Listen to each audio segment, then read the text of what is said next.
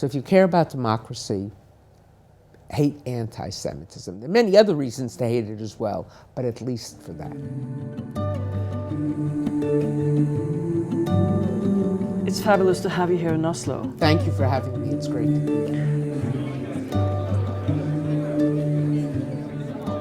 Who was Adolf Eichmann, and how did he end up in an Israeli jail and eventually be put on trial in Israel? Good evening then, Deborah Lipstadt. It's fabulous to have you here in Oslo. It's fabulous to be here in Oslo. Could you just explain how is it possible, this enormous interest of the Second World War? Why? On some level, I'm amazed by it as well, because it wasn't always so. In the first couple of decades after the war, there was an interest, but nothing like we've seen today.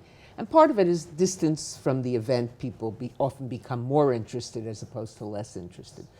But I think there are deeper reasons. I think the Second World War, many people assumed after the Second World War that the world had learned something about genocide, learned something about intolerance, learned something about hatred. And you know, the phrase "never again" in whatever language you want to. I'm sure in every language, I think. Virtually every language. The truth of the matter is, it's not been never again. It's been again and again and again. Rwanda, Srebrenica, Darfur, Sudan, the Yazidis, the Kurds. Not yet a genocide, but certainly. So you have to ask, has the world learned anything? Now, has the world learned? I don't know. There are two ways of looking at this. One, you could pessimistically, say the world has learned nothing. Look at all these events. The other way to put it more optimistically, and since I deal with such a pessimistic topic, I have to be optimistic, of putting it would be that but for the Holocaust and the interest in the Holocaust and the growth of the field of Holocaust studies, the world might have not paid attention to these things. And there was outrage. There wasn't enough of a response, but there was outrage, there was disgust. So one hopes that that may have been an outcome. What is then, in this perspective, the importance of knowing of and remembering and doing research on the Holocaust? I think why is Holocaust so important? I think it demonstrates in a way that nothing else does, that seemingly normal people can do horrifically abnormal things. They can be turned around. It's too simple to say all the Germans, and we're talking about hundreds of thousands of people who took part in the killing. I mean, 90% of them were away from the sites of the killing. They were the desk murderers, making sure the train ran, making sure the Zyklon Bay... Logistics. Yeah, logistics. The Zyklon Bay, Auschwitz, Zyklon Bay has a limited shelf life, so if it sat too long, it wouldn't work, So they had to make sure it came on time, that there were enough people to fill up the gas chambers, because they operated more efficiently that way. It's too simple to say all those people were sadists, all those people were murderers. They became murderers. All those people started out as sick, horrific people. Many of them started out as very normal people, your neighbors, and changed dramatically. But you have an example of that here in Norway, a classic example, which I've learned about during my visit. I knew, of course, about Quisling. But I had no idea that he was involved in the Nansen Pass and helping refugees. Between the wars. Between the war, after World War I, helping all the displaced people, doing something that was unheard of, unprecedented. I mean, he was not in charge, but making it happen. And then he becomes in charge of, the Nazi regime. Established the Nazi Party, actually, in 1933. Right. Yeah, it was a switch. So people can switch, people can change. But it's a reminder that it's too easy to say they all were abnormal people. They were all terrible people. They took part in this industrial genocide. The Holocaust, other than different from these other genocides, and I'm not saying if your family died in Rwanda, was killed in Rwanda, or your family was killed in Bosnia Herzegovina. your sympathy, your pain is the same. But the Holocaust was the industrialization of killing, the use of the hair. The fact that you go now to Auschwitz, you can see the blankets made out of hair. You can see the and repair parts, right, the teeth, and also the gold taken out of the teeth. This was the industrialization of killing. The barbershop things. Yeah, and there was all nothing. The personal things. There was no, and the sale of the items.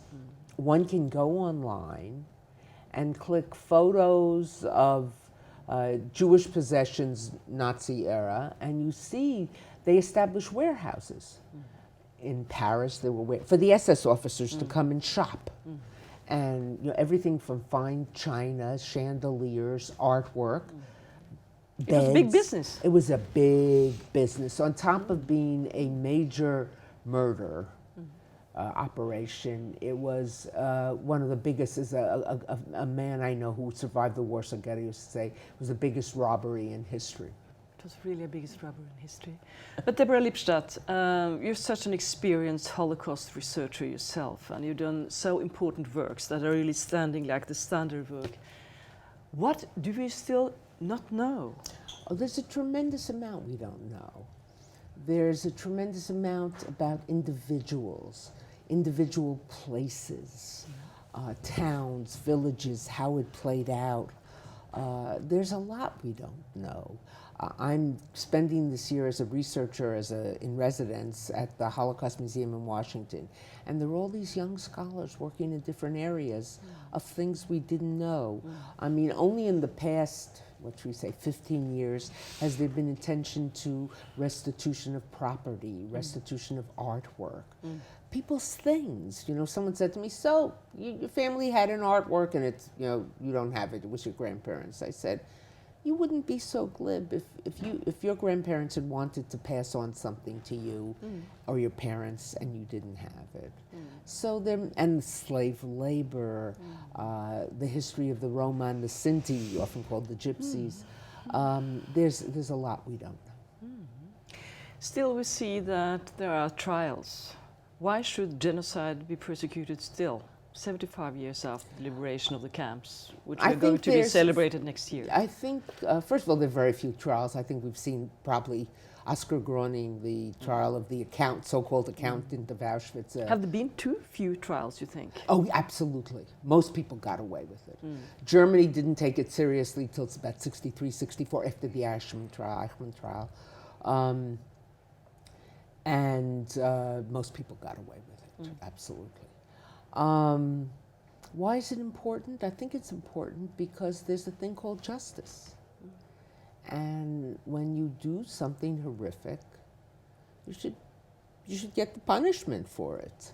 Not vindictive, but punishment as a lesson, also as a sign to the others in society that these things don't stand. Imagine if people felt they could do whatever they want. They could take whatever they want. Walk into a store. I was in a bookstore today. I like that book. I'm just walking off with it. I think that's very important. Now, some people said, well, these are old people, and there are two things about that. First of all, age doesn't negate what you did, especially if it's something great. If it's something you did once as a young person and years have passed, but these were different categories of crimes. Number one. Number two, none of these perpetrators who have been on trial worried about the age of their victims. They didn't say, this is an old man, he's going to die in a year or two, leave him be, let him die in his house. They wheeled them in wheelchairs and on gurneys, on stretchers, to the trains. Well, they kill everyone, from a child to the old. Exactly. Old and Exactly. sick. Exactly. But when we invited you here and asked what you want to speak about, you chose to talk about the Eichmann trial. Why did you want to do that? I worked on it. I published a book on it a couple of years ago. And I think it's a turning point in Holocaust history. It's a turning point, 1961. Israel kidnapped him from Argentina. Argentina knew he was there, and they just ignored it.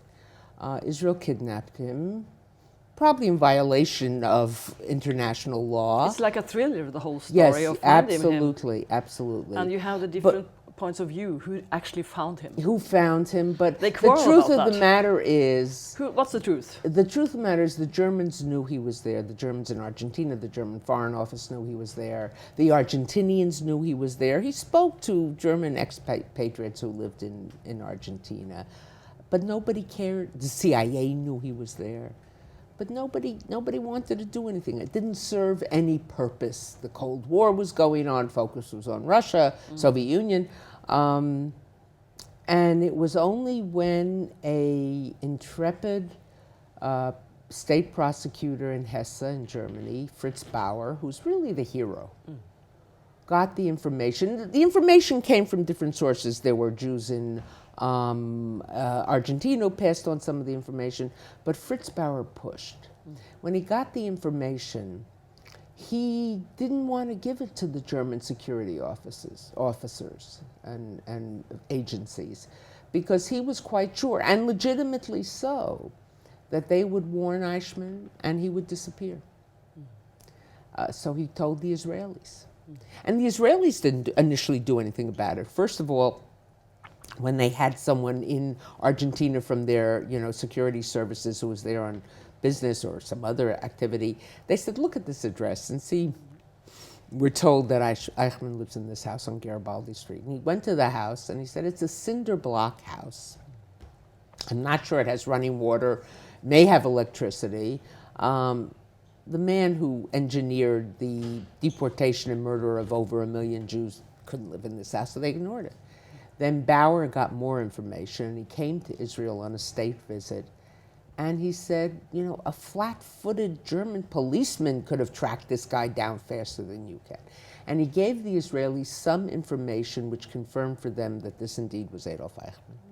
And the Israelis could, at that point, have sent a team to Argentina and said, find him, kill him, and leave him to die in a ditch. And the other criminals will never know, that they'll know someone got him, whether it was survivors, but they won't sleep so calmly in their beds.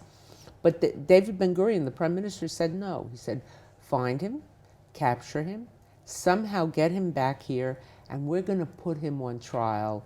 We're going to show him the justice that he never showed his victims. So. Why was it so important to have this trial with Eichmann? I think because the Nuremberg trials happened within a year after the war was over, less than that. And the world was just coming to its senses. And though people paid attention, it didn't have the attention that this got. There were more reporters at the opening of the Eichmann trial than there had been at Nuremberg. It was suddenly on the front pages. It got a lot of attention. So that suddenly put the story in front of people's faces, and many people hadn't really paid attention to it. So that was one thing. I think the other thing it did, and this was something I will stress in my lecture, the prosecutor, who did a very good job, but also made some fundamental mistakes. But one thing he did was he said, we're going to tell the story of what happened using eyewitnesses. So whereas survivors had been telling their story before that, it wasn't like they never spoke. People sometimes say, oh, nobody spoke before the Eichmann trial. It's not true. People did speak. In fact, Elie Wiesel, when he wanted to get his little memoir, Night, published in the United States in 1961, 62, most publishers rejected it, probably killing themselves that they did so, because it became an international classic bestseller. And one publisher said, there are too many books already on the Holocaust, we don't need another book. Or they didn't use the word Holocaust. But this book. Yeah. But, so in other words, there had already been books. But suddenly now the story was in front of people, and B, it was being told by survivors. And they were young people at that point. They were in their 30s, their 40s. 1961. Well, 1961. So it's 16 years after the end of the war. If they were 20, they were in their 30s. If they were, most older people didn't survive. Some were older, but And they won day after day after day with their stories, telling their stories of what happened. It galvanized attention of the world. If you should explain to an ordinary man or woman what kind of person was Eichmann, what was the importance of him? First of all, he was not the CEO, the chief executive officer of the Holocaust, but he was one of the chief operating officers. He didn't make the decisions that there should be a Holocaust, but he made the decisions of who should be deported, where the deportation should come from, who would get on the trains, how many people. He was responsible for the deportations in much of Western Europe, Paris, Norway. Towards the end of the war, March 44, it's clear that Germany is losing the war. The Russians already have liberated parts of the Soviets. Stalingrad, Battle of Atlantic. Right, exactly. Majdanek has been liberated. Kiev has been liberated. The Germans go into Hungary. Remember, the Hungarians were their allies, but they were afraid the Hungarians were going to switch sides and suddenly join the Allies. So they come in, and within 10 days after the Hungarians taking over in Hungary, and of course the Hungarians cooperating, Eichmann comes with 200 or 300 men. And beginning in May through the beginning of July, oversees the deportation of over 500,000 people, of whom over 400,000 are murdered at Auschwitz. And this is in the closing days of the war. This is happening while Normandy Summer is of 1944. Right, late spring, summer of 1944. This is happening while Normandy is going on. You know, he oversees the deportations in Greece. So he is a very significant figure. Now, he was not a well-educated man. He was a salesman. He sold machinery for gas stations, petrol stations. In fact, he got his job thanks to a Jewish friend of the family. So he didn't let his anti-Semitism interfere with using the favors of Jews. But he was a very good organizer. He knew how to organize. Now, some people, particularly Hannah Arendt, he was a clerk, he was a joke, he wasn't. When you see... You don't agree with Hannah Arendt? Not on that. I agree with her with some things. Could you explain what is your... Hannah Arendt was a German Jew, a very important philosopher, political philosopher, student of who had studied with Heidegger, which was she's quite famous for that, but she's famous in her own right. I mean, absolutely. And she was sent by the New Yorker magazine, one of the more prestigious magazines in the United States, to cover the Eichmann trial. And she depicts him as a clown, knows nothing, speaks in bureaucratic language. What's clear, especially since we have tapes that he did in Argentina before he was arrested in the 50s, that was an act. That he knew very well what he was doing, that he spoke in this bureaucratic language. In fact, at one point the judge says, look, we know that in German, the judges German is their Muttersprach, their mother tongue. We know that in German the predicate comes at the end of the sentence, but it's taking you too many words to get to the predicate because he's larding his sentences with all sorts of extra words and extra phrases. But that was an act. That was to make him seem like the simple-minded bureaucrat. But he was in charge of a lot of things. And he also took initiative. He would be asked, at one point the Italians, allies of the German, asked about a Jewish woman who was married to an Italian Catholic man who his family was involved in politics. So the Italian government was concerned about, they wanted this woman returned to Italy because they cared about the family wanted to return. So all they did was inquire from Eichmann, do you know where she is? He immediately located her and had her deported. Another point, another gentleman, Jewish gentleman, got a passport from a South American country. Eichmann learned about this, had him deported right away. So he took initiative. Very efficient. Very effective. And the trains, which could hold 700 people, he said, well, we're going to put 1,000 Jews on them. And someone said, how can we do that? He said, well, they didn't have, when the trial, he's asked 700 people, and you put 1,000 people on. He said, well, the Jews traveled without luggage, so it was quite comfortable. But Deborah Lipstadt, you're traveling around the world and you give lectures and you're provoking, you're challenging Israel, you're challenging the world. How do we confront genocide denial today, these days? How do we, and the second question, how do we combat anti-Semitism? Well, those are big questions. I know. How do we confront genocide denial? I think there are two kinds of genocide denial. There's hardcore genocide denial and softcore. We talk about pornography, hardcore pornography and softcore pornography. Hardcore is what I faced in my trial in England when I was sued for libel by David Irving. People say there were no gas chambers, there was no plan to kill the Jews. Today, thanks in measure to my trial, not only to my trial, but in measure to my trial, and also to the existence of Holocaust centers, the existence of all the research on the Holocaust, hardcore denial is seen as such a fringe movement. It's seen as really an outlier. But we do have softcore denial. Softcore denial, are they talking about the Holocaust again? Why do we have to go to the Holocaust? My kids have to go to the Holocaust Center. I don't know why, but they're making them go. Another book on the Holocaust. Yes, exactly.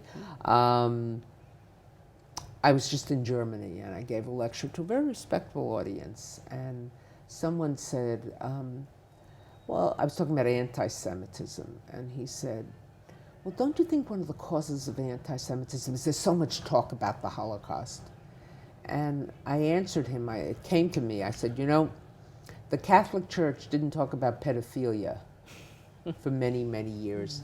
Didn't solve the problem. Women didn't talk about being sexually abused at work and assaulted at work, or by colleagues or by professors. It didn't solve the problem. Not talking about something doesn't solve the problem. And in fact, what I wanted to say to him is if you're, and this was in Germany, if you're so disturbed by the talk on the Holocaust, maybe you should ask yourself why, and this was a man who's in his 60s, so he wasn't alive then, but he certainly grew up, you know, I would say in his late 60s, 70s, in the aftermath.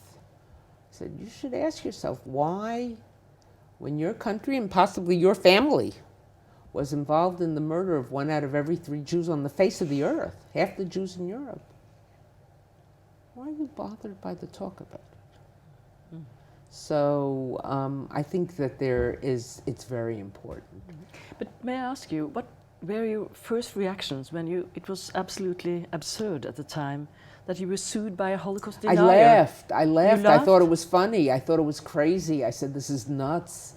This is a man who not only is a Holocaust denier, but is very proud of being a Holocaust denier. He boasts about it all the time.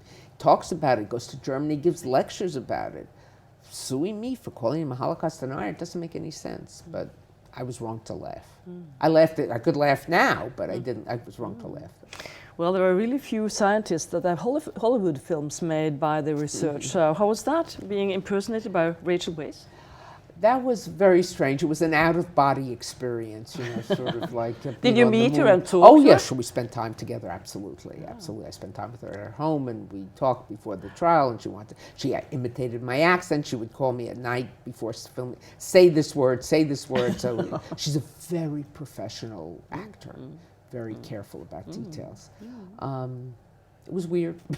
You know, I think they did a very good job. Of course, if I had made the movie, the short version would have been 4 hours long. So, you know, but, yes, we should close up with another big topic, but you can shorten it in. Is the importance of combating anti-Semitism. What do you think are the driving forces today behind the contemporary anti-Semitism? I think there are a number of things. We're seeing anti-Semitism from the right. We're seeing anti-Semitism from the political left, political right. We're seeing from Islamist extremists. We're seeing it from other communities. There was just a murder yesterday in New Jersey, in the New York area, of 4 people by what's called Black Hebrews, African Americans, who claim to be the true Israelites who are overtly anti-Semitic. And more disturbing was there were people in that community who, when they heard what happened, they said, and you know, crowds gathered around because there were so many shots and things. They said, "Oh, Jews were killed. Oh, that's good." Yeah. So I think this. One of the reasons, of course, is leaders who foment it. There's the internet, which makes it much easier to spread it. And I think we're at a stage now where people think it's okay. There's an acceptance, and that's very frightening. And I think the reason to be so disturbed by the spread of anti-Semitism, certainly if you're a Jew, you know, you stand threatened, your family stands threatened, depending where you are. Or maybe you're someone who has Jewish relatives, grandchildren, in-laws, etc. Of course, you're concerned about that. Or maybe you're someone who hates all forms of prejudice, and of course that's why you hate it. But I think ultimately the reason to be so disturbed by the rise of anti-Semitism is it is an essential, existential threat to democracy. It's no healthy democracy has ever tolerated anti-Semitism in its midst and remained a healthy democracy. The same can be said of many forms of prejudice, but anti-Semitism, prejudice is never good for a democracy. But anti-Semitism is a bit different because it's a conspiracy theory. Jews are not just hated, they're feared, they're controlling, they're in power. Those are all the anti-Semitic tropes. Well, if you believe that that's going on, that there's a conspiracy controlling things, you don't have faith in the democratic elements, and that's a warning sign about the threat to democracy. So if you care about democracy, hate anti-Semitism. There are many other reasons to hate it as well, but at least for that. Are you an optimist or are you a pessimist? You know, I'm Jewish, and I like to say that a Jewish optimist is someone who thinks things can't get any worse. Oh my. A Jewish pessimist is someone who thinks they can get worse. And a Jewish realist is someone who knows they are worse. You know what I'm saying? I'm speaking somewhat jocularly. Yes, I am optimistic. I'll tell you why I'm optimistic, even though terrible things day after day. Because speaking now as a historian, there's no logical reason why Jews should still be around. Small people, millennia, they've survived as a minority, often a persecuted minority, hated minority, whether it's by Christianity, whether it's by Islam, whatever. And yet they're still here. That's a good reason to be optimistic. Good. And as a director of a Holocaust Center, I'm an optimist as well, but I think our work is important. That's right. Having students, school pupils. If we were pessimists, we couldn't do what we did. That's true.